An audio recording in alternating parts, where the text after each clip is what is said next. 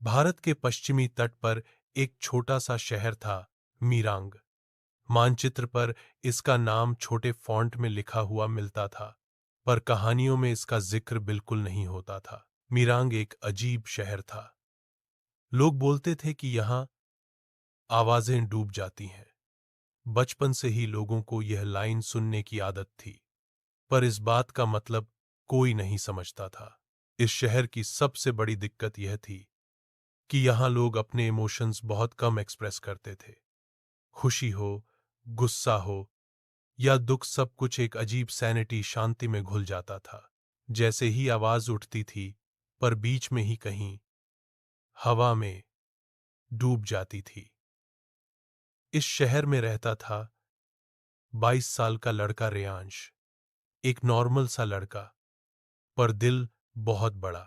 जैसे लोग जो महसूस नहीं कर पाते, वो सब उसे महसूस हो जाता था। रेयांश एक छोटा सा कैफे चलाता था। कैफे सुनो, नाम ही काफी अजीब था। लोग कहते थे, सुनो क्यों, यहां कोई किसी को सुनता ही कहाँ है। पर कैफे का एक कोना था जहां लोग अपनी बातें लिखते थे, एक छोटी डायरी में। रेयांश कभी पढ़ता नहीं था, पर वो उन डायरियों को संभाल कर रखता था। उसके लिए वो लोगों के इमोशंस की बची खुची आवाजें थीं। एक शाम बारिश हल्की हल्की हो रही थी। रोड पर येलो स्ट्रीट लाइट्स का रिफ्लेक्शन अजीब सा पैटर्न बना रहा था। उसी वक्त कैफे का दरवाजा खुला और एक लड़की अंदर आई। हाय, एक जिंजर टी मिलेगी? उसका आवाज। रियांश को लगा जैसे आवाज डूबी नहीं, बल्कि तार की तरह सीधी उसके दिल तक पहुंच गई। पहली बार किसी की आवाज यहां पूरी सुनाई दी थी। उसका नाम आशी था। वह टूरिस्ट नहीं थी, न ही किसी से मिलने आई थी, बस शहर बदलने आई थी, क्योंकि कहीं और उसे शांत जीवन चाहिए था। रेयांश ने पूछा, तुम्हें यहां क्या पसंद आया? आशी मुस्कुराई, यहां आवाजें कम होती हैं। रेयांश के दिल के कोने में कुछ चुभा। उसने हल्की सी मुस्कान दी। आवाजें कम? यहां तो आवाजें डूब जाती हैं। आशी के चेहरे पर पहली बार जिज्ञासा आई। डूब जाती हैं मतलब? जो लोग महसूस नहीं कर पाते, उनकी आवाजें डूब जाती हैं। आशी ने डाइनिंग टेबल पर हाथ रखा और धीरे से बोला, तो तुम्हारी आवाज डूबती नहीं होगी, क्योंकि तुम सब महसूस कर लेते हो। रेयांश जम गया। आशी ने कैसे पहचान लिया?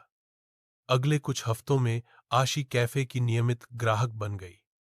कभी किताब लेकर आती, कभी सिर्फ बैठकर लोगों को देखना उसका फेवरेट टाइम पास बन गया। रेयांश नोटिस करता था कि आशी लोगों से बात तो करती नहीं, पर उन्हें बहुत ध्यान से देखती रहती है, जैसे उनकी आंखों से उनकी कहानी पढ़ रही हो। एक दिन आशी ने पूछा, रेयांश, तुम यह शहर छोड़कर गए क्यों नहीं?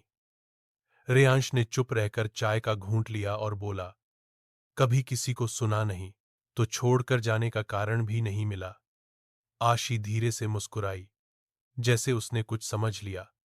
उसने फुसफुसाते हुए लहजे में बोला, तुम्हारी आवाज इस शहर की सबसे तेज आवाज है, इसलिए शायद यह शहर तुम्हें छोड़ता ही नहीं।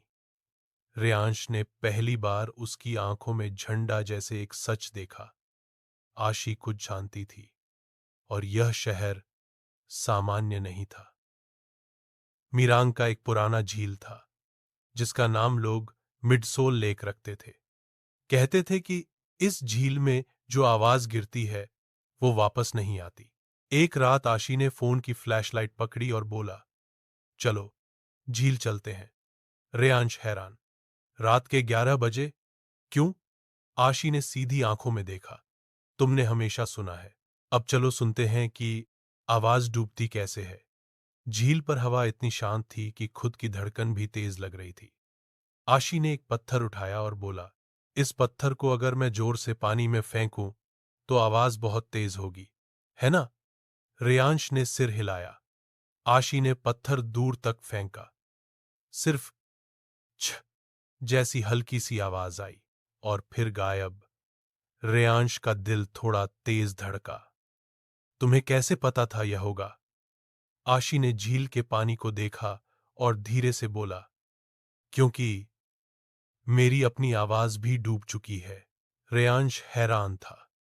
आशी ने कभी तेज आवाज में बात नहीं की थी, हमेशा कोमल, लगभग फुसफुसाते हुए। आशी के शब्द हल्की सी बुझी हुई रोशनी जैसे थे। मैंने प्यार में सब कुछ खोया। जब बोलने की हिम्मत चाहिए थी, आवाज डूबती चली गई। और उस दिन से मैं किसी शहर के साथ बिलोंग नहीं कर पाई। रेयांश ने परवाह से पूछा, तो यहां आई क्यों? क्योंकि यह शहर मेरे जैसा ही था। अगले हफ्तों में आशी कहे के डायरी कॉर्नर में जाकर लिखने लगी, पर वो डायरी बंद रखकर ही वापस जाती। रेयांश कभी पढ़ता नहीं था। एक दिन बारिश थोड़ी ज्यादा हो रही थी, बिजली भी चली गई। आशी ने डायरी कोने में एक नोट रखा और चली गई। रेयांश ने सिर्फ उस कवर को उठाया और हाथ में महसूस किया। डायरी गर्म थी, जैसे अभी अभी किसी ने भावनाएं लिखी हों। उसने डायरी खोली, पर उसमें सिर्फ एक लाइन थी, जिसका दिल आवाज को डूबने नहीं देता, वो शहर को जगा सकता है। रियांश उलझन में था। यह लिखा किसने? शहर को जगा सकता है मतलब? तभी उसने एक कैफे की खिड़की के बाहर देखा।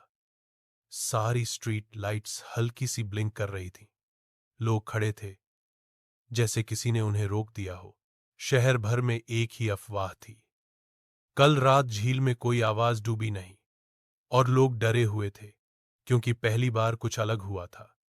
आशी अगले दिन नहीं आई, न अगले दिन, न उसके बाद। कैफे में डायरी कॉर्नर के नीचे वाली शेल्फ थोड़ी खुली हुई मिली। रेयांश ने डायरी उठाई, जो वहां गिर गई थी। डायरी का टाइटल था, आवाजों का कर्ज। रेयांश ने डायरी पढ़ी, और हर पन्ना एक झटके जैसा था।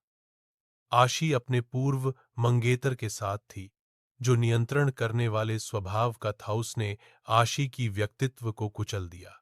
जिस दिन आशी ने प्रतिक्रिया करना चाहा, उसकी आवाज सचमुच टूट गई। डॉक्टरों ने कहा, मनोवैज्ञानिक आवाज का नुकसान। आशी हर शहर बदलती रही अपनी आवाज वापस पाने के लिए, पर जहां भी गई आवाज फिर डूब जाती थी। जब तक मीरांग। डायरी के आखिरी पन्ने पर लिखा था, मुझे लगा तुम सुन पाओगे, पर अगर मैं डूब जाऊं तो झील के पास मुझे बुला लेना। रेयांश ने डायरी बंद की और उसके हाथ कांप गए। वह उसे बता रही थी, वह जा रही थी। रात को वह सीधा झील गया। रात को वह सीधा झील गया। पानी सामान्य से अधिक शांत था। चांद भी बादलों के बीच छिपता जागता जा रहा था। तभी एक परिचित आवाज आई। नहीं, एक परिचित खामोशी आई। आशी झील के किनारे खड़ी थी। सफेद शर्ट, जीन्स, गीले बाल, पर आंखों में अजीब स्पष्टता थी। रियांश दौड़कर गया। आशी, तुम यहां? आशी ने बीच में रुकवा दिया। मैं यहां आखिरी बार आई हूं। रियांश का दिल उठकर झील के बीच तक पहुंच गया। मतलब? आशी ने झील के पानी को हल्के से छुआ। मुझे लगता था मेरी आवाज कमजोर है, पर यह शहर मुझे बताता रहा कि आवाज कमजोर नहीं, दिल कमजोर होता है। आशी की आंखों में अजीब सा ग्लो था। तुम्हारी वजह से मेरी आवाज वापस आई। रियांश चौंक गया। आशी ने पहली बार एक सामान्य वॉल्यूम में बोला, तुमने मुझे महसूस करना सिखाया, और जहां भावनाएं होती हैं, आवाजें डूबती नहीं। रियांश ने उसके हाथ पकड़े। तो फिर जा क्यों रही हो? आशी ने उदासी से हंसी। क्योंकि तुम्हारा शहर सिर्फ एक आवाज से नहीं जागेगा, उसे पूरा दिल चाहिए, और वो दिल तुम्हारा है। रियांश समझ गया। आशी शहर छोड़कर नहीं जा रही थी, वह उसे उसकी पहचान समझा रही थी। अगली सुबह खबर फैल चुकी थी। मीरांग में आवाजें डूबनी बंद हो गई। लोग हैरान।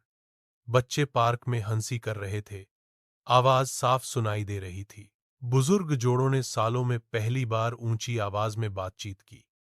कैफे सुनो भरा हुआ था। लोग डायरी कोने में अपनी बातें लिखने की जगह बोल रहे थे।